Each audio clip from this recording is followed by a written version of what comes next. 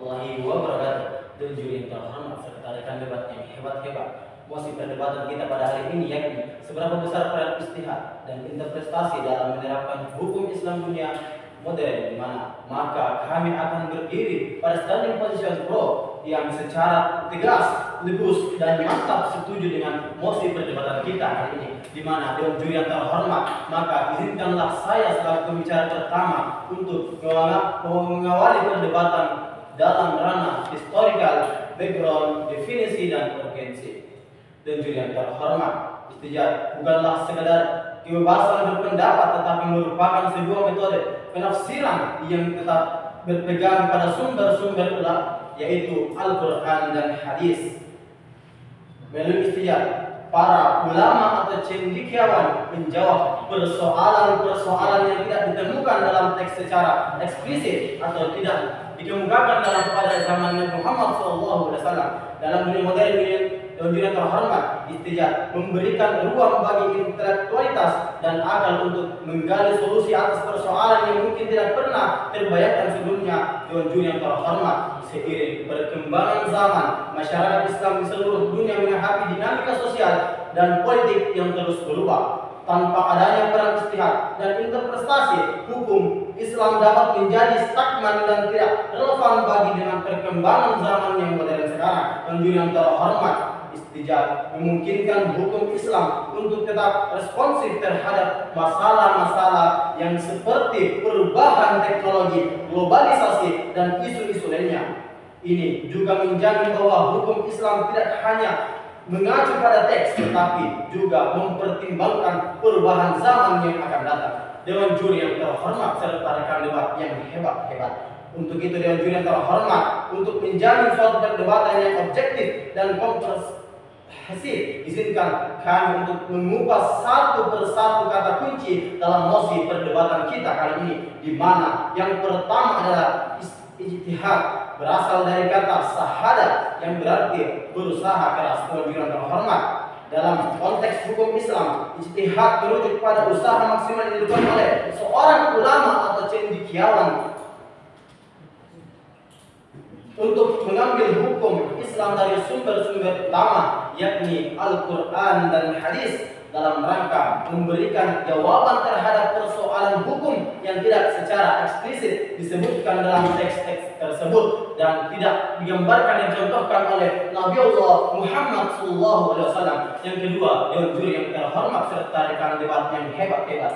Interpretasi adalah proses atau tindakan memberikan penjelasan, pemahaman atau makna terhadap suatu informasi. Jadi, dewan juri yang terhormat dalam konteks tertentu seperti dalam bahasa, interpretasi bisa merujuk pada penerimaan lisan dari suatu bahasa ke bahasa lain. Interpretasi juga dapat merujuk pada seorang memahami atau menafsirkan suatu hal berlandaskan pengetahuan, pengalaman, dan perspektif pribadi atau masing-masing seseorang. Jadi, dewan juri yang terhormat, maka keberpihakan kami akan landasan dengan 3 urgensi utama, di mana dewan juri terhormat yang pertama, modern membutuhkan hukum yang relevan dan adaptif. Yang kedua, interpretasi menjaga hukum Islam, dan yang ketiga, fleksibilitas hukum Islam dalam berbagai konteks. Jadi, dewan juri yang terhormat serta rekan debat yang hebat-hebat, hadirnya kami di sini akan memberikan fakta-fakta dan argumen untuk menerangi pola pikir yang gelap dari tim kontra. Sekian dan terima kasih. Baik, terima kasih atas perdebatannya. Jadi selanjutnya kita panggil dari pembicara pertama dari tim kontra. Silakan.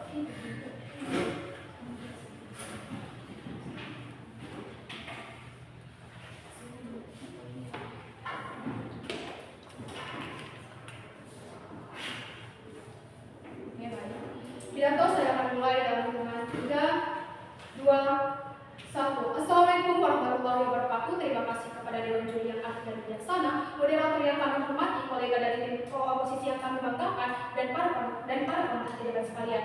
Sebelum masuk ke ranah argumentasi kami, respon kami terhadap analisis pembintaian yang telah dibuat oleh tim pro oposisi. Mereka mengatakan bahwa ijtihad dan interpretasi interpretasi dalam menetapkan hukum Islam di dunia modern. Juri, mari sadari, padahal juri, ijtihad dan interpretasi tidak serelevan itu untuk diterapkan di dunia modern. Karena satu, karena ketakutan terhadap penafsiran yang subjektif. Kami khawatir pada akhirnya setiap individu dan kelompok dapat menafsirkan teks suci sesuai dengan keinginan mereka.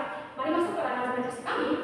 Mari masuk ke latar belakang mengurusi ijtihad pada akhirnya. Oke, ijtihad dan interpretasi yang terlalu bebas dapat mengarah pada perbedaan pendapat yang berkepanjangan, bahkan perpecahan umat. Jadi ketika ulama A dan ulama B memiliki pendapat yang berbeda-beda, maka kaum awam atau kaum yang baru masuk Islam akan berpikir, oh saya akan kemana? Karena dua pendapat ini saling berbeda-beda. Oke, pada akhirnya dengan banyaknya perbedaan pemahaman tentang ijtihad dan interpretasi yang sangat banyak atau terlalu mendalam, itu malahan banyak faktor-faktor yang bisa menimbulkan, yaitu satu, takut terjadinya penyimpangan. Poin A, ketakutan terhadap penafsiran yang subjektif. Kami khawatir pada akhirnya setiap individu dan kelompok dapat menafsirkan teks suci sesuai dengan keinginan mereka, sehingga menimbulkan berbagai ancaman penafsiran yang bertentangan, bukan? Oke, mari masuk ke contoh. Ada ulama yang beranggapan bahwa rokok itu haram. Ada pula yang mengatakan rokok itu makruh atau haram. Lihatlah di kedua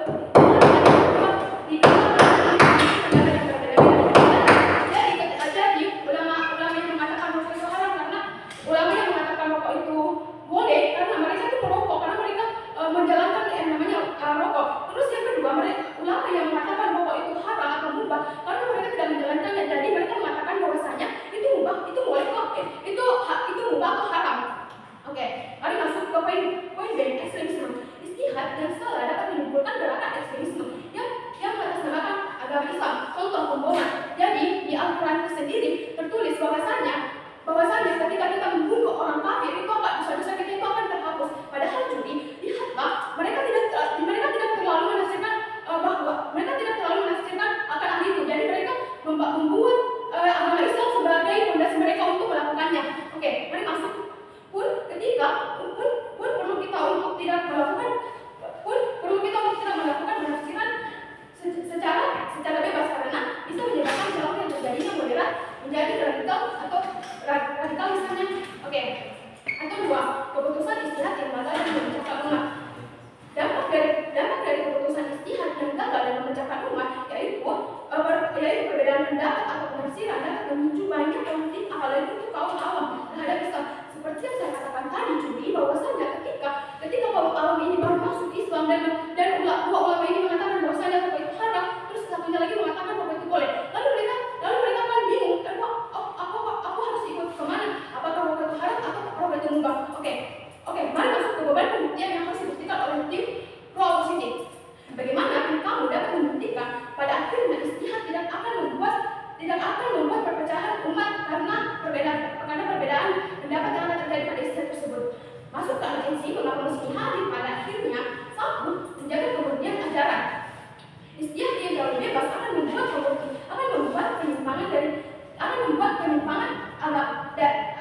penyimpangan dari ajaran Islam yang murni ke radikal misalnya. Oke, dua, mencegah perpecahan umat. Ketika kita tidak terlalu mendalami atau ijtihad yang terlalu bebas, maka mencegah perpecahan umat itu tidak akan terjadi, cuy. Karena pada dasarnya selain saya katakan bahwasanya ijtihad itu memiliki pendapat yang berbeda-beda, cuy.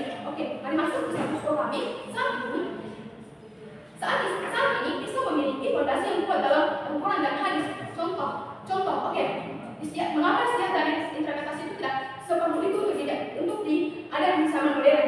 Contoh, penggunaan pakaian untuk perempuan. Ketika perempuan itu menggunakan pakaian misalnya celana di atas lutut misalnya, maka itu sudah dianggap haram loh, karena pada dasarnya di Islam di ijtihad itu sudah menuliskan pada dasarnya di Al-Quran dan hadis itu sudah menjelaskan bahwasanya ketika perempuan itu melewati batas atau melewati batas ketika celana mereka itu melewati lutut misalnya, itu sudah haram.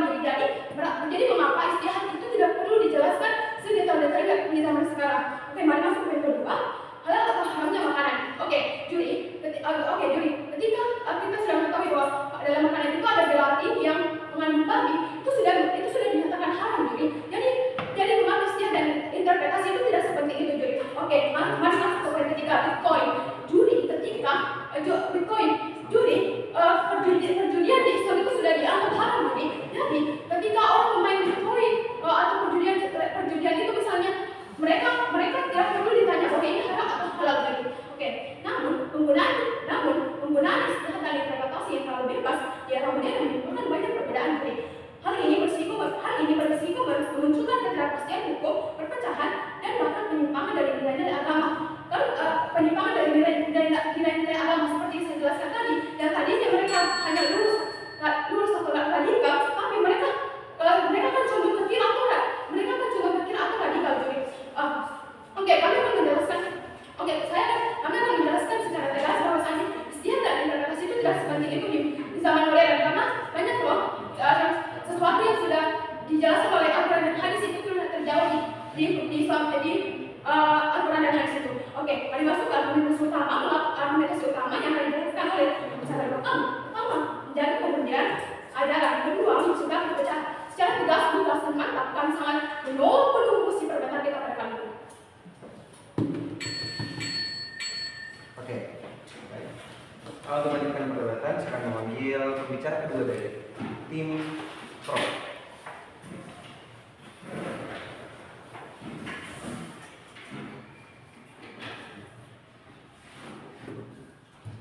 Pidato akan dimulai dari hitungan 3, 2, 1. Dewan Juri yang terhormat, untuk kedua kalinya kami secara tegas, lugas, dan mantap setuju dengan mosi perdebatan kita pada hari ini. Maka izinkan saya selaku pembicara kedua untuk mempertegas argumentasi dari pembicara pertama. Namun, jauh sebelum memasuki dialektika yang objektif, izinkan saya terlebih dahulu untuk meluruskan kekeluaran berpikir dan kecelakaan berpikir yang dialami oleh rekan-rekan dari tim kontra. Nah, yang masih tahu lisan saya bukan itu penafsiran bebas. Nah, sebenarnya orang yang melakukan ijtihad adalah dari kalangan ulama yang paham fikih, sehingga mustahil terjadi sebuah kekeliruan, dan jika pun terjadi sebuah kekeliruan itu kecil sekali keluarnya. Dan itu yang kedua, perpecahan. Nah, di mana perpecahan? Disinilah justru fungsinya ijtihad untuk mengambil jalan tengah sebagai solusi.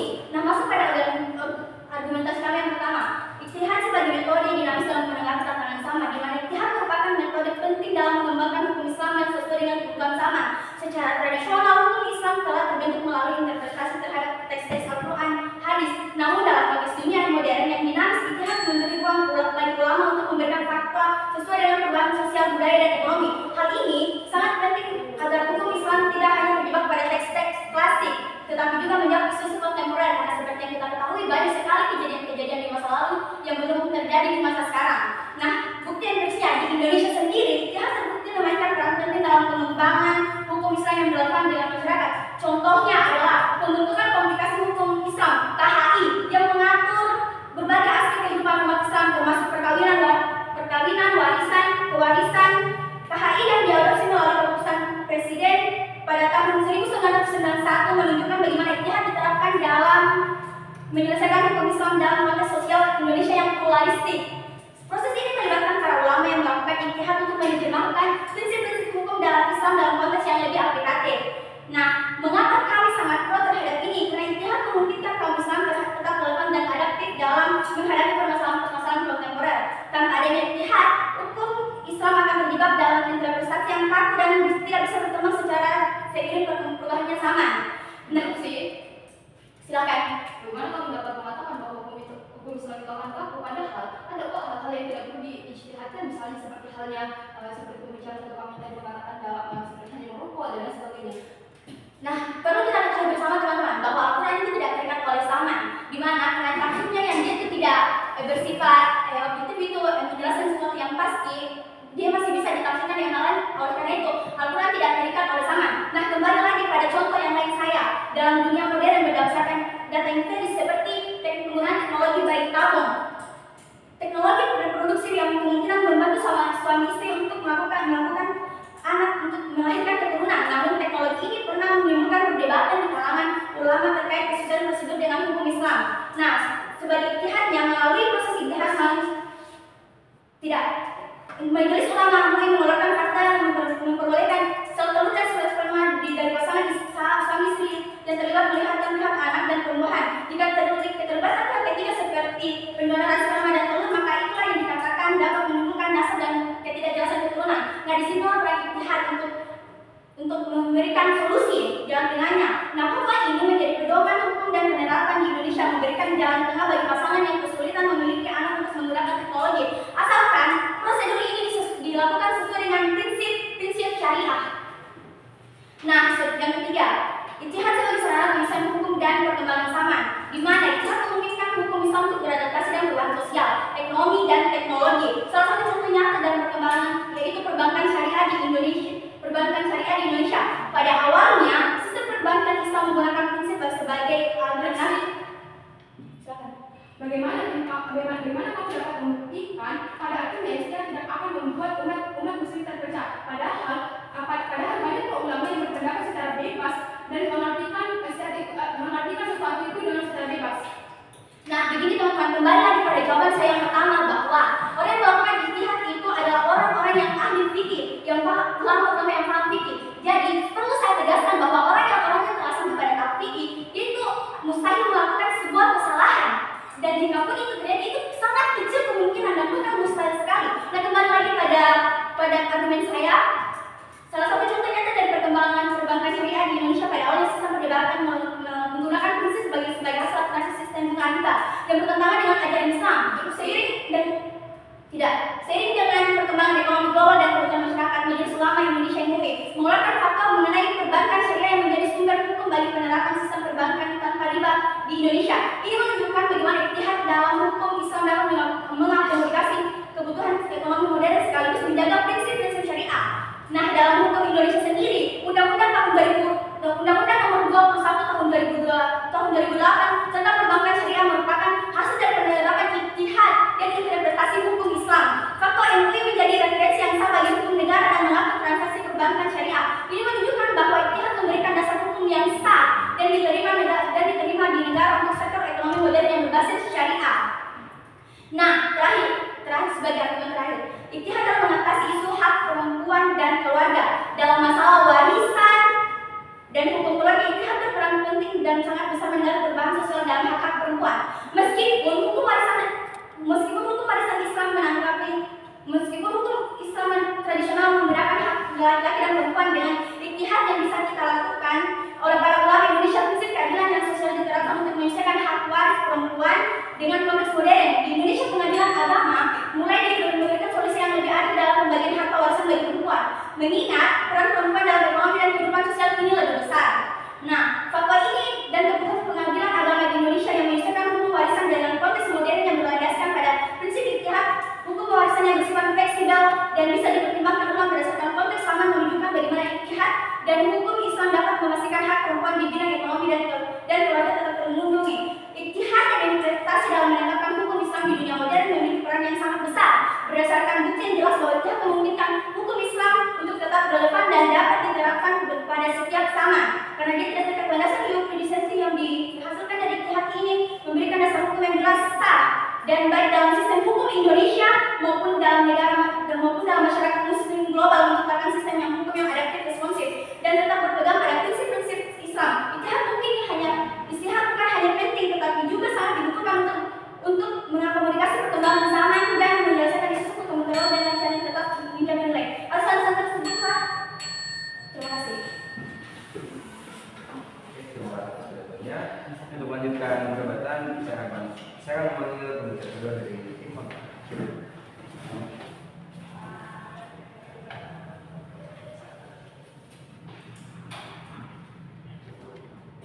Saya akan mulai dalam 3, 2, 1. Mosi perdebatan kita kali ini yaitu seberapa besar peran ijtihad dan interpretasi dalam menetapkan hukum Islam di dunia modern. Sebelum jauh masuk ke ranah argumen, izinkan kami membidas satu persatu argumen mereka. Pertama, pembicara pertama mereka mengatakan bahwa ijtihad itu digunakan untuk fleksibilitas dalam hukum. Padahal terlalu banyak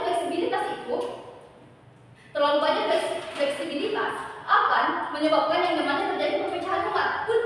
Pembicara kedua mereka mengatakan bahwa hal ini akan sedikit sekali terjadi karena ulama itu akan membicarakan terlebih dahulu dan yang paham fikih saja. Tetapi bagaimana dengan masyarakat? Masyarakat pun tidak langsung menerima, bukan? Tergantung dari budaya ataupun adat istiadat yang mereka amini. Pun yang kedua, pembicara kedua mereka mengatakan bahwa ijtihad itu sangat penting dalam hal isu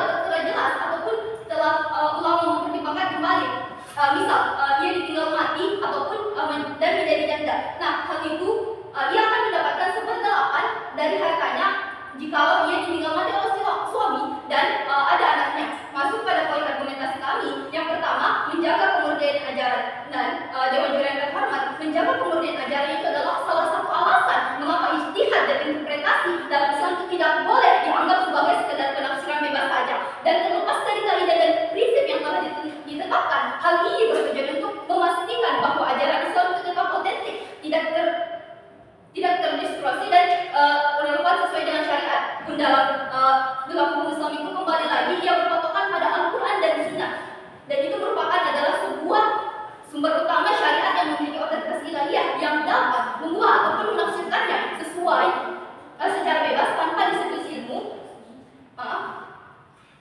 Ketika penafsiran itu secara bebas itu akan tanpa disiplin ilmu itu dapat mengakibatkan penyimpangan dari maksud aslinya. Pun dalam ijtihad itu tidak terlalu penting dewan juri karena mengapa? Yang pertama seperti kita bisa melihat contoh seperti halnya dalam hal merokok. Merokok itu seperti pembicaraan pertama kami tadi mengatakan bahwa merokok itu ada sebagian ulama yang mengatakan tidak dan iya. Nah kembali lagi ulama yang mengatakan iya mungkin iya yang melakukannya ataupun yang kedua itu adalah Lantas bagaimana cara Anda mengambil keputusan antara hukum-hukum yang tidak terjadi di masa lampau seperti di Tuhan tersendiri? Bagaimana Anda mengambil hukum bahwa hal tersebut bersifat halal ataupun haram? Kembali lagi Bitcoin itu adalah suatu aplikasi yang dimana ada riba di dalamnya. Nah Bitcoin itu tersendiri pun dalam Islam itu riba adalah hukumnya haram. Bagaimana? Itu sih. Tidak, terima kasih. Lanjut, Bitcoin itu adalah hal yang ada riba di dalamnya. Bagaimana kamu dapat mengatakan hal itu untuk diketahui bahwa itu halal ataupun haram? Tidak. Pun lanjut pada argumentasi kami, yaitu dalam hal merokok seperti pembicaraan satu kami yang mengatakan bahwa merokok itu ada sebagian ulama mengatakan haram dan ada sebagian ulama yang mengatakan halal. Maka kembali lagi bahwa ulama umumnya mengatakan halal itu adalah orang yang menggunakannya ataupun memakai rokok. Pun yang kedua, jikalau Betul sih. Dewan juri yang terhormat seperti saudara Kadir Tim Kontra mengatakan bahwa Islam adalah agama yang bersifat kaku. Anda mengatakan bahwa Bitcoin tersendiri bersifat haram. Dewan juri yang terhormat sepertinya Anda telah mengelologkan dengan MUI sendiri mengatakan bahwa Bitcoin bersifat haram jika spekulasinya tinggi dan tidak selain tersebut. Sekian. apakah kamu dapat menjamin bahwa orang tidak akan melakukan spekulasi tinggi ataupun dan lain sebagainya? Pun kembali lagi kepada orangnya, bagaimana dia melakukannya. Yang salah itu bukan agamanya, akan tetapi orang yang melakukan atau aktor yang melakukan hal tersebut. Pun yang kedua dalam hal memanipulasi hadis tentang alkohol. Pun sebagian orang itu ada mengatakan bahwa Rasulullah silahkan. Justru inilah fungsinya ijtihad dewan juri yang terhormat. Sepertinya beliau tidak paham bahwa fungsi ijtihad adalah mengambil hukum yang tidak ada di masa lampau, sehingga beliau tidak mengatakan bahwa ijtihad tidak memiliki fungsi. Justru fungsi ijtihad yang tersendiri adalah untuk mengambil hukum yang tidak terjadi di masa lampau. Lantas bagaimana Anda menjawab bagaimana untuk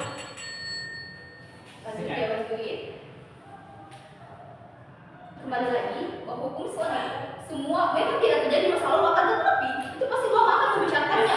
Pun masuk pada poin argumentasi, lanjut pada poin argumentasi yang pertama, yang kedua itu adalah memanipulasi hadis tentang alkohol. Pun sebagian orang mengatakan bahwa Rasulullah itu mengatakan bahwa melarang minuman keras itu yang seperti hanya memabukkan, sehingga itu mereka menganggap bahwa alkohol dalam jumlah kecil itu tidak dilarang.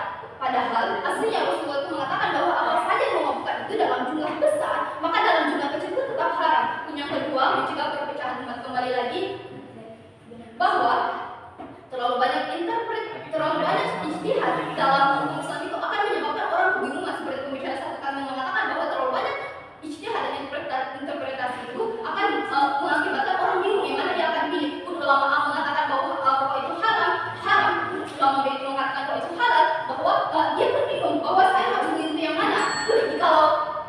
Jikalau orang mengatakan bahwa meskipun ulama mengatakan, ada ulama mengatakan bahwa rokok itu haram, akan tetapi kembali ke masyarakatnya, apakah masyarakat itu akan percaya dengan hal tersebut? Karena tergantung lagi dari adat, istiadat atau budayanya yang mereka percayai, bahwa pasti mereka tidak akan langsung mempercayai hal tersebut. Lalu kami pertegas kembali bahwa kami sangat tidak setuju dengan masuk perdebatan kali ini. Yang pertama yaitu menjaga kemudian ajaran. Ini sangat diajarkan karena mengapa? Karena terlalu banyak ijtihad dalam hukum Islam pun akan menyebabkan orang kebingungan yang mana dia akan pilih, yang mana dia akan berpihak dan lain sebagainya. Pun yang kedua, seperti halnya dalam yang tidak perlu diijtihadkan seperti pakaian. Nah, pakaian ini sendiri kembali lagi bahwa pakaian itu seperti halnya yang kita dapat melihat pada dalil ataupun hadis dan pun dalam Al-Quran bahwa aurat perempuan itu dari kedua telapak tangan dan wajah, sedangkan laki-laki itu pada usaha seperti kami secara tegas dan tidak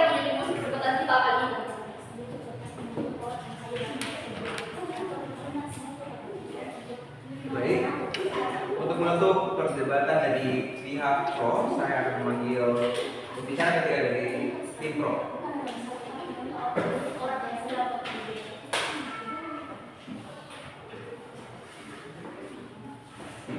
I'm going to start my speech in 3, 2, 1. Assalamualaikum warahmatullahi wabarakatuh. Dewan juri yang terhormat serta rekan-rekan dari tim kontrak yang hebat-hebat dan timekeeper yang kami luar biasa.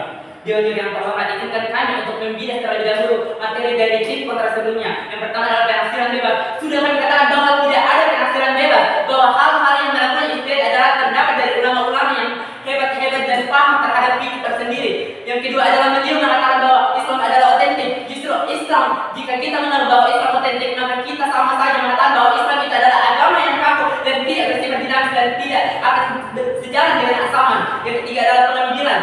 Bagaimana pengambilan hukum baik ditabung. Justru orang-orang yang melakukan ijtihad ini adalah dari kalangan-kalangan fikih yang hebat sehingga tidak ada kesalahan dalam perijtihadannya. Yang ketiga adalah yang keempat adalah beliau mengatakan bahwa alkohol sama dengan haram. Dewan juri yang terhormat, sepertinya rekan kami dari tim kontrak dalam melakukan kesalahan berpikir alkohol tidaklah haram melainkan hal yang mengharamkan adalah mabuknya itu tersendiri.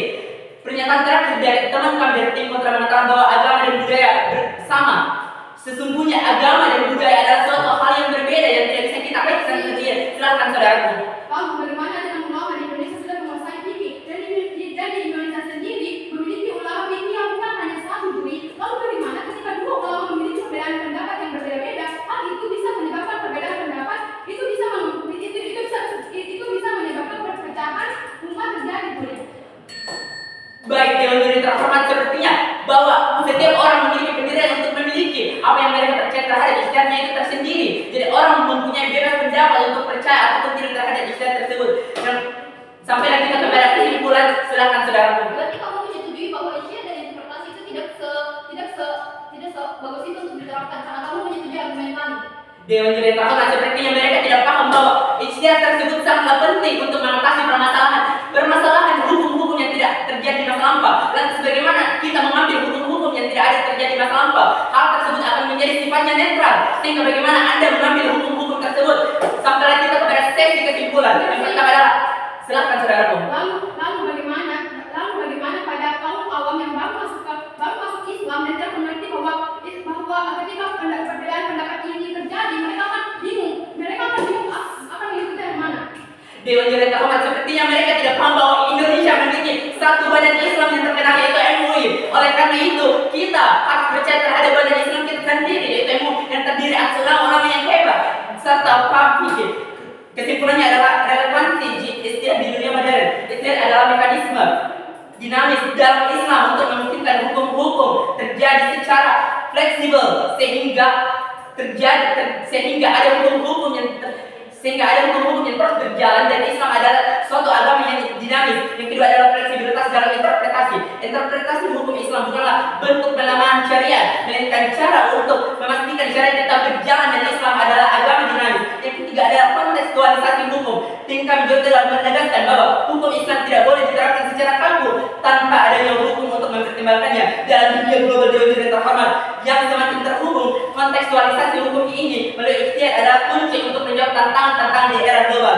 Solusi untuk permasalahan yang dewan juri terhormat yaitu penguatan kapasitas ahli hukum tersendiri ataupun ahli fikih, pendidikan dan pelatihan para ulama untuk mengetahui bahwa sains adalah hal yang penting. Kedua adalah kolaborasi multidisiplin dalam proses ijtihad. Perlu juga kolaborasi antar ulama agar ijtihadnya tidak salah. Justru itu kami mengatakan bahwa ijtihad mustahil salah. Yang ketiga adalah pemanfaatan teknologi. Teknologi dapat menjadi alat untuk menyebarkan pemahaman ijtihad di era modern. Platform digital digunakan untuk berdiskusi, bukan untuk diharamkan dewan juri terhormat. Keempat adalah peningkatan literasi masyarakat terhadap hukum Islam itu tersendiri. Masyarakat perlu diketahui bahwa pemahaman dasar tentang hukum Islam agar tidak salah paham terkait dengan penafsiran yang mereka katakan. Dengan demikian dewan juri terhormat, jelas bahwa ijtihad adalah pilar yang penting dalam menjaga relevansi hukum Islam di dunia modern agar Islam tetap menjadi agama yang dinamis dan bukan agama yang bersifat statis menurut tim kami dan tim kontra. Peran ini juga tidak hanya memperkuat posisi Islam sebagai agama yang bersifat universal dewan juri terhormat, melainkan tetapi juga menjadikan solusi atas berbagai persoalan di dunia kontemporer maupun global. Salam toleransi, salam Islam. Sekian dari saya. pembicara ketiga dari Timpo. Untuk menutup perdebatan secara keseluruhan, saya akan memanggil pembicara ketiga dari tim kontra.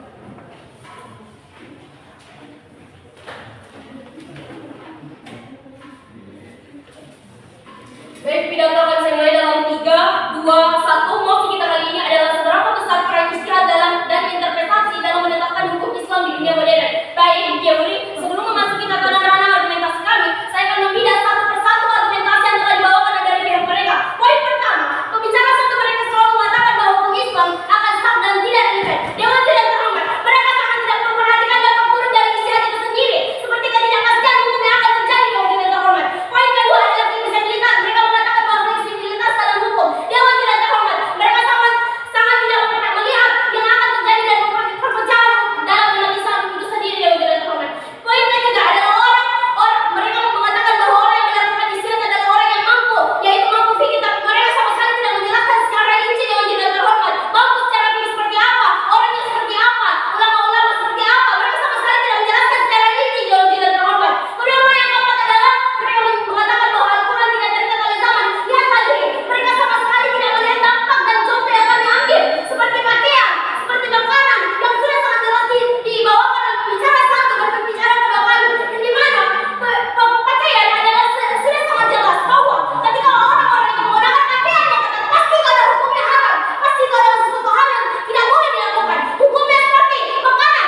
Jangan ketika makanan itu sudah mengandung haram, sudah mengandung bahan-bahan yang haram seperti babi misalnya, pasti itu sudah jelas pada haram. Yang tidak terhormat. Poin yang kelima, mereka selalu mengambil bayi tahu itu sendiri, tetapi sama sekali mereka tidak memberikan bagaimana proses hukum yang di dalam bayi tahu itu sendiri. Yang tidak terhormat. Mereka hanya melihat bahwa ini adalah halal, mereka tidak menjelaskan bahwa halal itu sendiri seperti apa. Silakan. Lantas bagaimana cara Anda mengambil hukum yang tidak ada terjadi di masa lampau? Dewan tidak terhormat sepertinya mereka telah mengulangi dan belum menjawab satupun dari pertanyaan kami. Anda mengatakan bahwa rokok terdiri adalah hasil dari interpretasi kami. Secara tidak langsung Anda mendukung dari gagasan kami. Sekian dari Dewan yang terhormat, solusi yang kami ambil adalah proses musyawarah di antara ulama-ulama itu sendiri. Jadi kami mengambil bahwa ulama-ulama itu akan melakukan musyawarah tanpa adanya mereka sama sekali tidak mengetahui bahwa proses istihad itu sendiri. Yang tidak terhormat. Baik, saya akan jelaskan kepada mereka. Poin pertama, istihad itu tidak. Poin pertama, istihad itu dilakukan. Yang pertama adalah menentukan ulama itu. Dewan tidak terhormat. Yang kedua adalah menetapkan yang mana ulama yang benar. Dewan tidak terhormat. Poin yang ketiga adalah menjelaskan. Mereka sama sekali tidak memberikan. Poin ketiga itu silakan. Dewan yang terhormat. Sepertinya mereka tidak paham bahwa proses musyawarah adalah bagian dari istihad. Sama saja Anda mendukung dari gagasan kami tim pro terhadap istihad.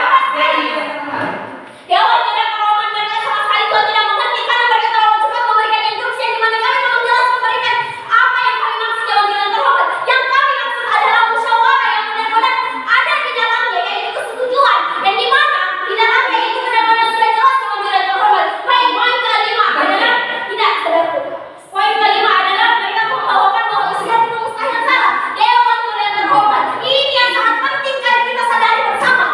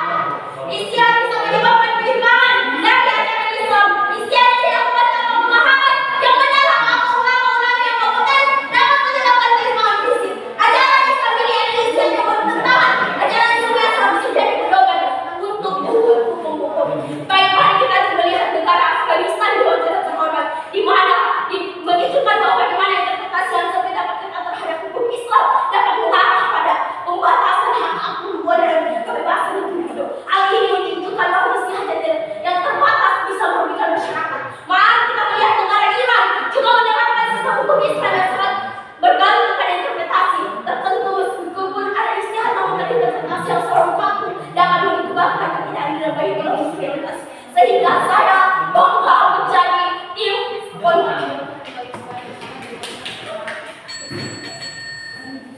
Baik, itu tadi ada bicara ketiga dari kita sekaligus menutup